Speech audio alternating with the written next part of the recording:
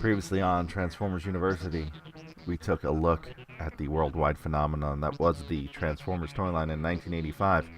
We looked at the United States, we went to Europe and Japan, and now we come back to take a trip north of the border to Canada and south of the border to Mexico. All in this episode of Transformers University.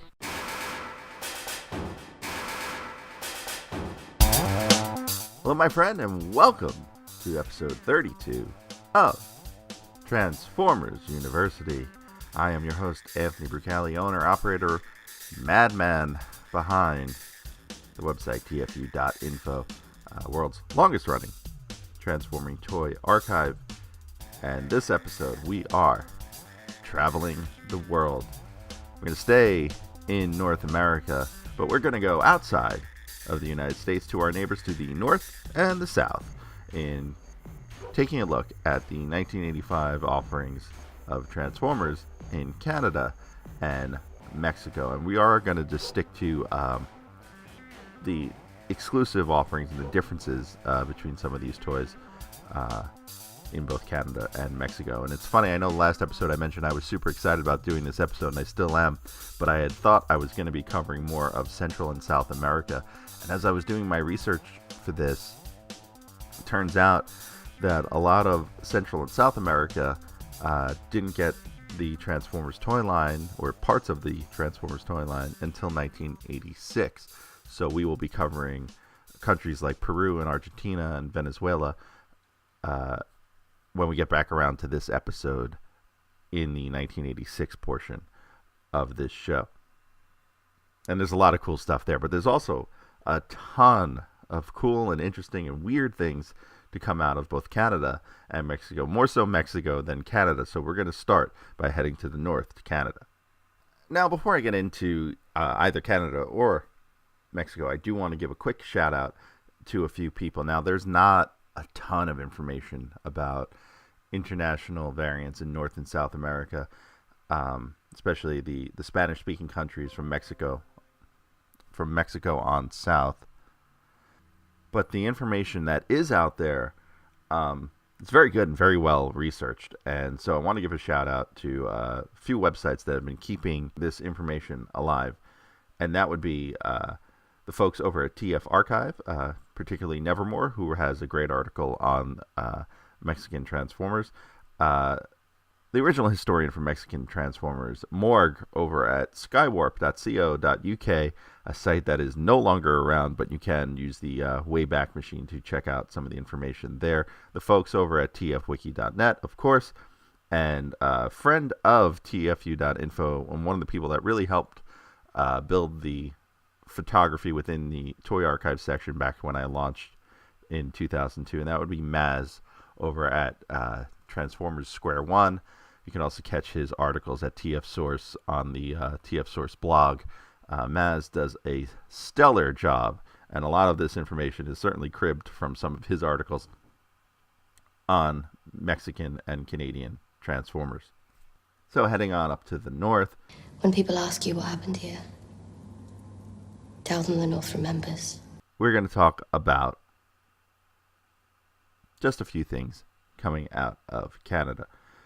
First is one that was also released in the U.S., and I think I failed to mention it in the 1985 Autobots episode of this series, so I'm going to mention it here, and that is a figure known as Pepsi Prime. Now, Pepsi Optimus Prime was a promotional figure through PepsiCo. So Pepsi had basically a mail away. You send in a coupon, I believe you send in a little bit of money, and they send you back Pepsi Optimus Prime. So there weren't a lot of these out there. All I wanted was a Pepsi, just one Pepsi. I imagine it was somewhat of a limited run, but the Canadian version does differ somewhat from the US version. So this version of Optimus Prime is pretty much the same as the retail version of Optimus Prime, but his trailer has Pepsi stickers on it so that it looks like a Pepsi truck. And she wouldn't give it to me, just one Pepsi.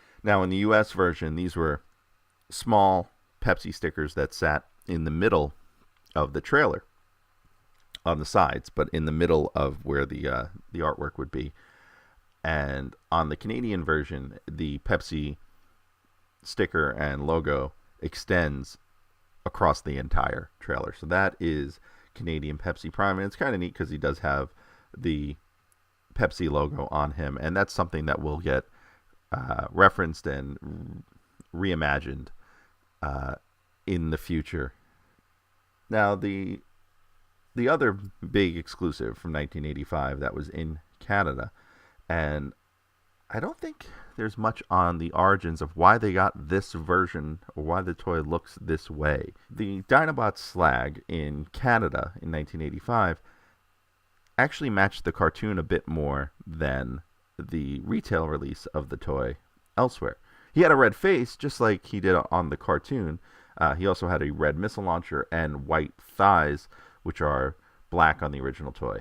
And this version of Slag is a bit of an oddity, but it is one that is exclusive to Canada. Now, the last part of things that are strictly Canadian from 1985, they did not get the 1985 Minibots. So Beachcomber, Cosmos, Sea Spray, Warpath, Powerglide were not released at retail in Canada, but were released as mailaways.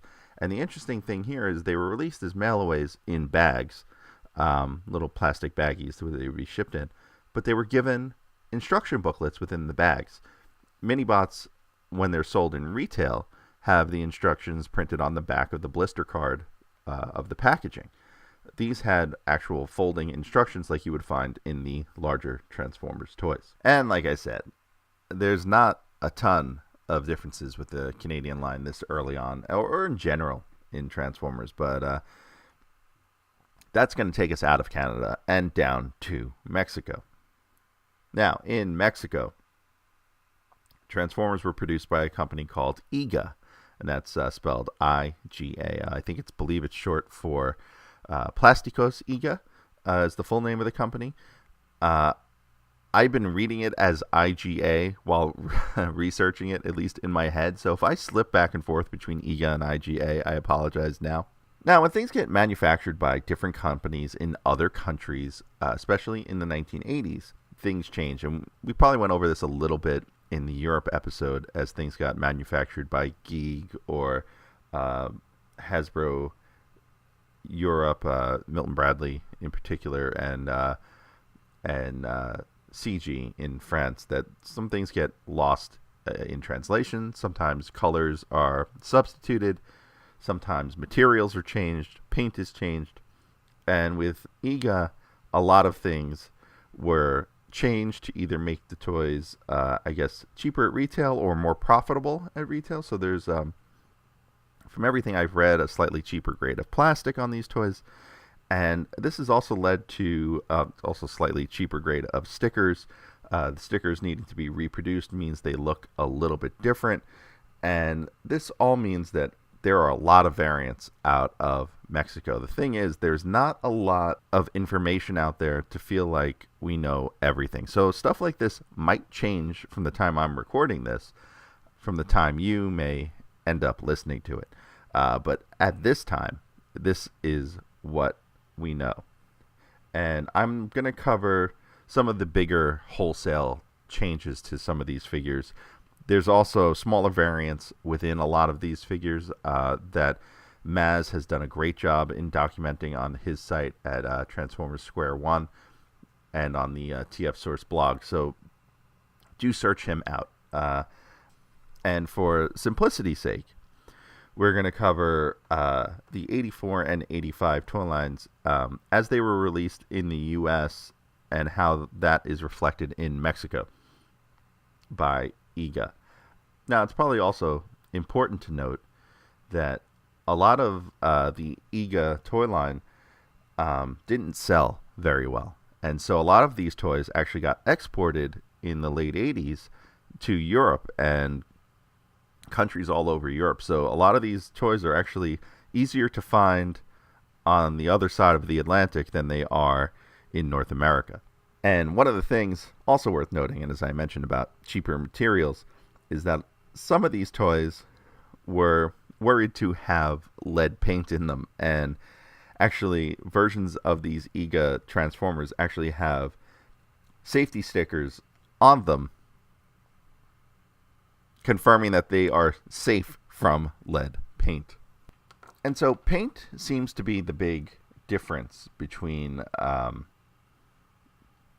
US versions of these toys and Hasbro versions of these toys, I should say, and the EGA versions of the toys. So from the 1984 line, of course, Optimus Prime was released by EGA.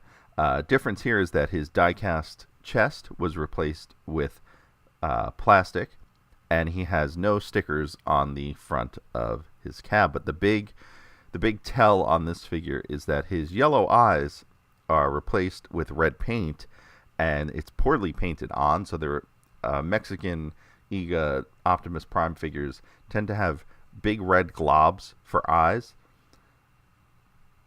and that's actually a running change that EGA made with several Transformers figures, and didn't do too well at it either. Of the 1984 Autobot cars, Blue Streak was released there in a matte gray, as opposed to the kind of shiny silver that he was released elsewhere, and his face is unpainted and entirely gray. There are two versions of Hound released in Mexico. Both of them are lighter green than the Hasbro release. The first version has a giant hole on the Jeep bed, which is actually too big for the gun that's supposed to fit into it. The second version was then corrected with a fixed hole and was slightly darker than the previous version. Ironhide is cast in a slightly brighter red plastic, and red overall, from my research into the EGA Transformers line, seems to be a brighter shade, but a duller plastic. So it's more of a matte finish, but a lighter color red. There's also a belief that he had blue treads. This, from what I could find, is not true. They're still chromed on his repair bay, battle station, whatever you want to call it, but the plastic underneath the chrome is blue. As far as I can tell, Jazz was not released in Mexico, but Prowl was, and Prowl is one of the more famous Mexican variants because he is so different, and there are multiple versions of Prowl. So, overall, he has his face, his doors, his feet, they're all changed to black. He's been switched in terms of his sirens. He's been giving the sirens that were given to Ratchet on the Ironhide mold, and he has different stickers. Now, version 1, that's kind of overall for the various different versions of Prowl. Now, version 1, as it's called, of the Mexican Prowl also has black headlights, and the paint on his chest actually forms a point.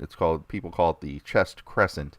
So it both ends come across and form a small peak at the middle of his chest. The version 2 has the headlights corrected to white, and the crescent is now a straight black line across the front of his chest.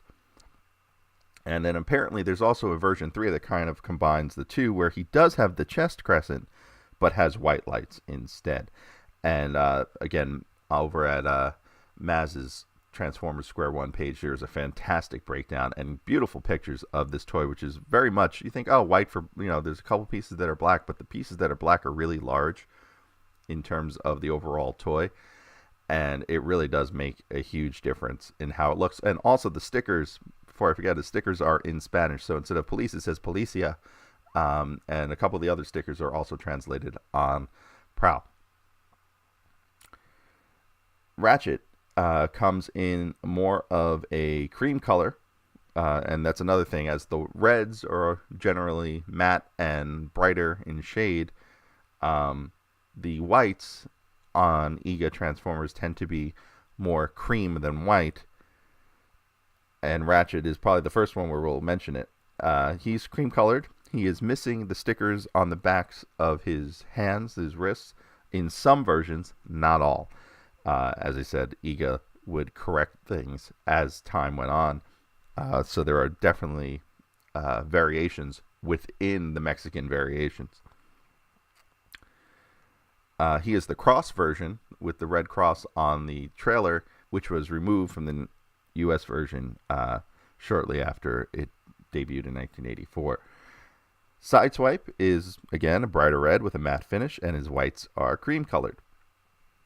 I'm pretty sure Sunstreaker was not released there, or we don't know if he was released there. And if you do know, or if you have photos of Mexican Jazz or Sunstreaker, drop me a line. info@TFU.INFO or on Twitter, TFU_info. Now, Trailbreaker of the 84 Autobot cars featured slightly different stickers. And again, the red plastic was slightly different colored. And finally, Wheeljack, again, being a white toy, was cream colored to some extent. And the factory stickers used on his doors with the number 539 used a different font. And that takes us from 85 Autobot cars to the 85 Minibots. Now, I really thought this episode was going to be about Minibots in a big way, because the rest of South America got a lot of different versions of the Minibots, and I'm going to be talking about those in the 86 version of this episode a little further down the line. So I was super excited to talk about that, because there really is a lot of changes. But in Mexico, there was certainly a lot of different things as well. So, with the Minibots, let's start with who didn't get any changes. Gears and Huffer were released with no obvious changes. There are differences to the copyright stamp and a few smaller things, but overall, not very different.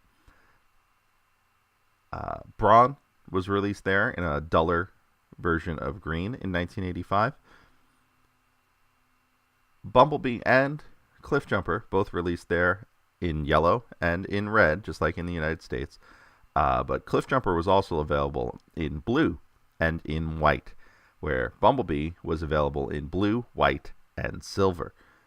And finally, Windcharger had some big differences from the U.S. release. His legs did not have any chrome. They were straight gray plastic. His face had the mouth plate that was a different shade, painted the same shade of gray that his top of his head and his now thighs are painted, and the red plastic, again, a slightly different shade. On to the Decepticons, starting with Megatron, and this one's bizarre in some ways. So his Megatron's gray is a bit more of a matte gray from the report I read, and I'm not 100% certain on that one. But the interesting thing with Megatron is the stamp on his body. Now, that's the copyright stamp I'm talking about, by the way. Generally, with the EGA Transformers, the copyright stamp is similar to the US one, but where it says Takara and then has the word Japan on it, the Japan is filled in and is just a solid plastic black strip. With Megatron, it says France on it, which is odd since Megatron was never released in France. For the rest of the Decepticons, Soundwave was released in a slightly more metallic blue, very similar to the US version of Thundercracker. And the easiest way to tell a Mexican EGA Soundwave is that its feet are not chrome, they are black plastic. From everything I could find, Soundwave's cassettes are all identical to their Hasbro release, though there's not a lot of information out there on those figures. But he did come with a buzzsaw.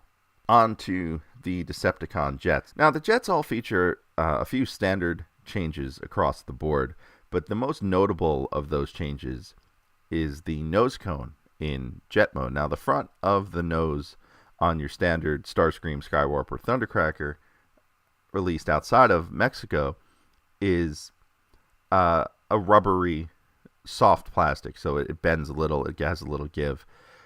In Mexico, IGA released these with hard plastic nose cone points. So that piece that is a little more soft, probably for safety reasons, is the same hard plastic that the rest of the toy is made with.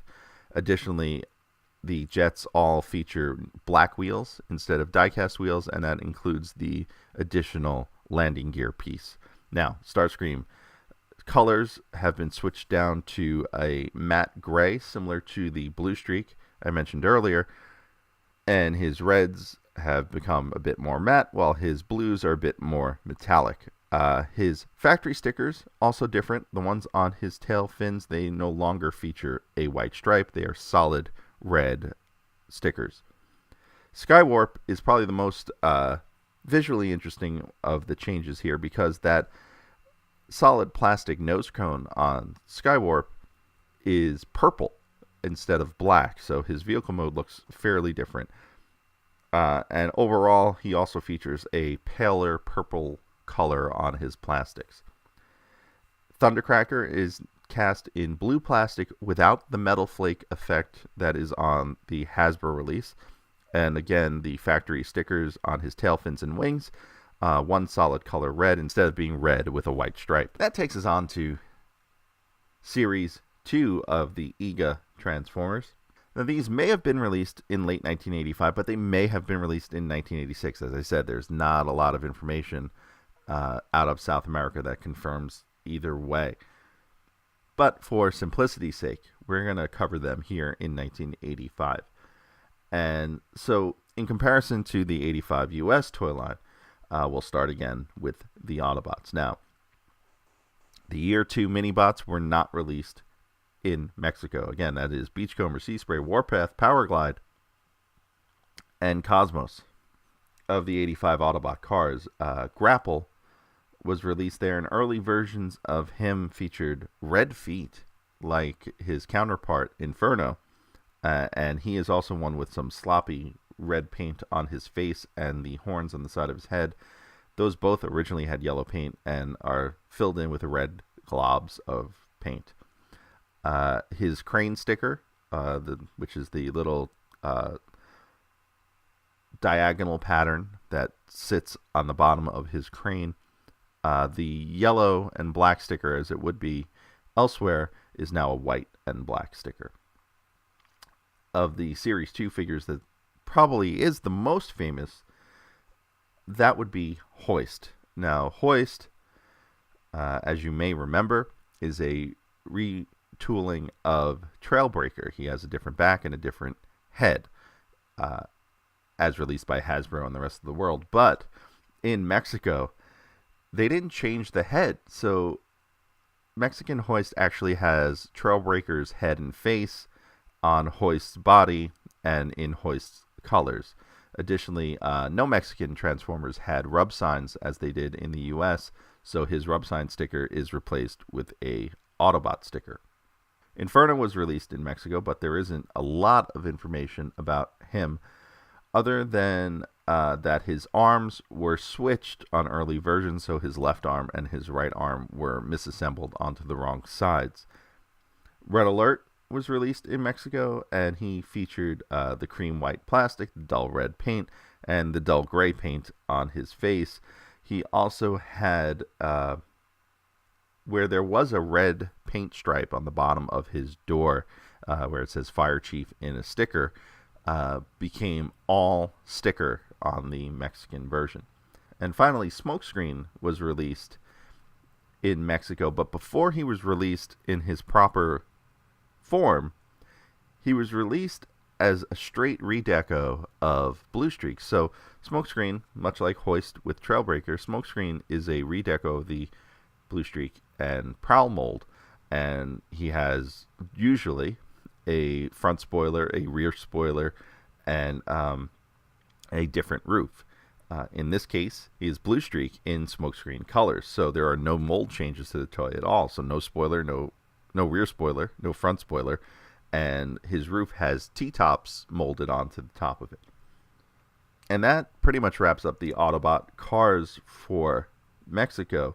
Tracks and skids are presumably not released because I could not find any information on them. Additionally, other characters I could not find any information on. I'm just going to presume they weren't released.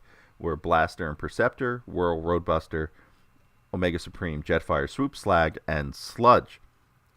And I think it's important to note Whirl, Roadbuster, Omega Supreme, Jetfire, those are figures that were not Takara designs, so chances are they weren't released in Mexico due to intellectual property issues. Blaster and Perceptor were never released in Europe until, only a few years ago. So chances are they weren't released in Mexico as well.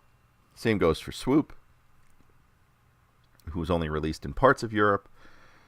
And then Slag and Sludge is kind of an odd omission. I wouldn't be surprised if those were released, and there just aren't examples of those out there yet. Of the Dinobots that were released, Grimlock was released in 2 versions. Version 1 featured his gold chrome toned down to a silver, and version 2 features the gold chrome but a bit more muted. Both of them featured brighter reds, and his head was more of a charcoal color than black. Now, Snarl was released in Mexico as well. He had red eyes, and early versions of him had a lighter version of gold chrome that was almost bordering on silver. Finally, rounding out the Autobots, the Jump Starters, Topspin and Twin Twist, were released in Mexico, and early versions of those had red painted faces. You can find those fairly easily online. They're not cheap, but they're not as expensive as a lot of these other Mexican variations could be. On to the Decepticon side of things. Let's talk about what wasn't released first. And from what I can tell, the Insecticons, both regular and deluxe Insecticons, were not released in Mexico. So that would be Bombshell, Kickback, and Shrapnel, which, if they were released, I have not been able to find any information on that. So again, if you know a bit more than I do on those, please drop me a line, info@TFU.INFO, or on Twitter at TFU_INFO.